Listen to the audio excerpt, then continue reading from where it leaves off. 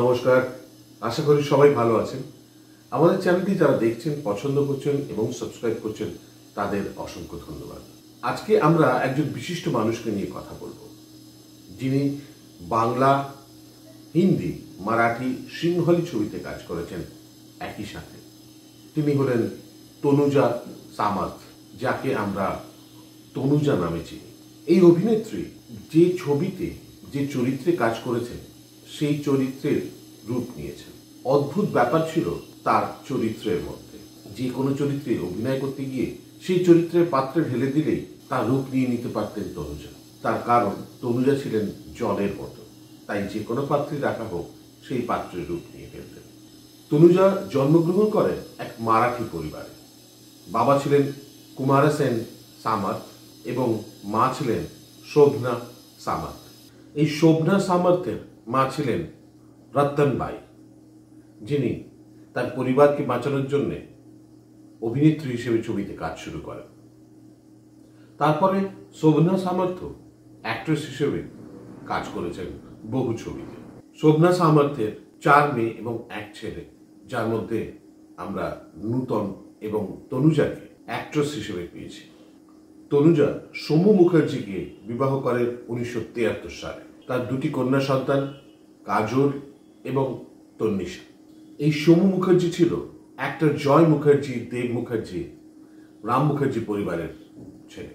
তিনি খুব ছোট বয়সেই অভিনয়ে কাজ শুরু করেন তার দিদির সঙ্গে অ্যাজ বেবি তনুজা। 1950 সালে হামারি বেটি ছবিতে।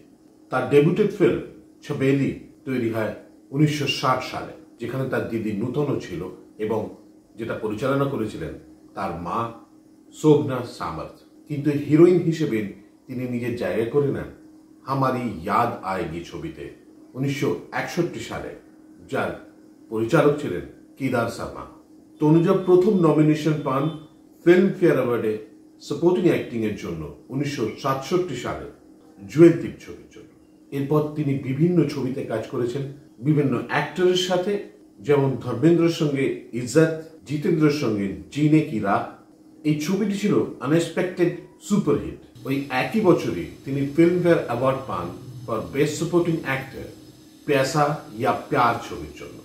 এরপরে সাফল্যের শিখরে যে ছবিটি তাকে তুলে দিয়েছিল 1971 সালে, ছবিটির নাম হাতি মেরে সাথী। এছাড়াও তিনি অভিনয় করেছেন দূর কি রাহি, মেরা জীবন, সাথী, দো চোর, একবার মুস্কুরা দো, কামচোর, ইয়ারানা, খুদ্দার, মাসুম প্রভৃতি ছবিতে। তিনি মারাঠি ছবিতে অভিনয় করেছেন, তার মধ্যে উল্লেখযোগ্য জাকোল, উনাদ ময়না, পিতৃঋণ প্রভৃতি। 60-এর দশকে হিন্দি ছবির পাশাপাশি তিনি বাংলা ছবিতেও কাজ শুরু করেন। উত্তম কুমারের বিপরীতে 1963 সালে দেওয়ানেওয়া, 1967 সালে অ্যান্টনি ফিরিঙ্গি এবং 70 সালে রাজকুমার। কিন্তু সৌমিত্রর সঙ্গে তনুজার অনস্ক্রিন কেমিস্ট্রি ছিল উল্লেখযোগ্য। তাদের অভিনীত উল্লেখযোগ্য ছবিগুলি 3 ভুবনের পারে এবং প্রথম কদম ফুল চিরদিন বাংলা ছবির ক্ষেত্রে স্বর্ণাক্ষরে লেখা থাকে। তিনি বিবাহের জন্য কিছু বছর অভিনয় করেননি, কিন্তু তারপর ফিরে এসে আবার অভিনয় শুরু করেন। সে সময় তিনি যে ছবিগুলি করেছিলেন সেগুলি হলো প্যার কি কাহানি, খুদ্দার, প্রেম রোগ।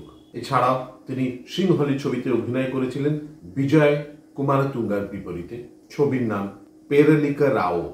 তিনি তার বয়সকালেও বেশ কিছু ছবিতে অভিনয় করেছেন, যেমন সাথিয়া, প্যার কা সুপারহিট ফর্মুলা, খাঁকি এবং বাংলার সোনার পাহাড়, যেখানে আমরা শেষ পারের মতো সৌমিত্র এবং তনুজাকে একসঙ্গে দেখতে পাই।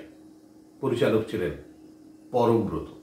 অসাধারণ ছবি, আপনারা পারলে দেখে নেবেন সোনার পাহাড়। এবং এখানেও সৌমিত্র কে তুমি নন্দিনী গানটি করেছেন। এটা একটা অদ্ভুতভাবে স্মৃতি বন্ধনের একটা চেষ্টা। তনুজা তার জীবনে বিভিন্ন রূপে অ্যাওয়ার্ডেড হয়েছেন। তার মধ্যে উল্লেখযোগ্য 1964 সালে বেনাজির ছবির জন্য BFJAA award for best supporting actress, 1970 সালে প্যাসা ইয়া প্যার ছবির জন্য Filmfare award for best supporting actress, 2013 সালে best supporting actress award for Marathi film Pitruroon. এবং 2014 সালে লাইফ টাইম অ্যাচিভমেন্ট অ্যাওয়ার্ড।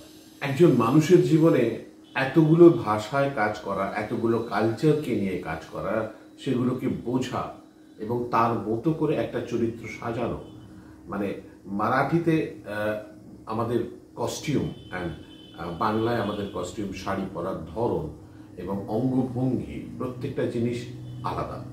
সিংহলি ছবিতে, হিন্দি ছবিতে তার বাচনভঙ্গি বা তার expression is totally different from each আদার।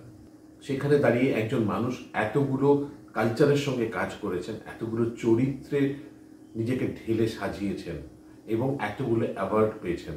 অসাধারণ অসাধারণ একজন অ্যাক্ট্রেস তনুজা।